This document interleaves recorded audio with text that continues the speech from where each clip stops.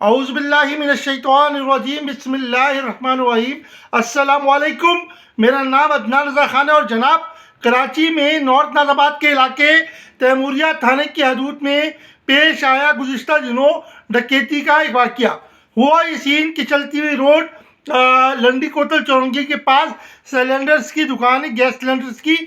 वहाँ पर दो डकैत अपनी मोटरसाइकिल पर रक्शे के साथ आए, रिक्शा वाले को साथ लेकर आए और वहाँ से जो है उन्होंने गैस के ज़राए के मुताबिक कुछ नहीं तो 10 से 12 अदद सिलेंडर रिक्शे में जो है वो लोड करवाए, रिक्शा वाले को रवाना किया है। फिर उन्होंने हथियार दिखाकर दुकान वालों से जो है नकदी और मोबाइल फ़ोन भी लेके चले गए। ये वाक़या है लंडी कोतल चौरंगी का। तो डकैतियों की जो वारदात है वो बढ़ते जा रही है कराची में।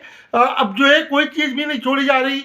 जैसे कि गुज़िश्ता दिनों मैंने आपको बताया था कि लियाकताबाद में एक डकैती की वारदात में डकैत जो है वो 10 किलो कीमा कसाई की दुकान से लेके चले गए। तो ये वाक़या भी अभी गुज़िश्ता दिनों पेश आया है।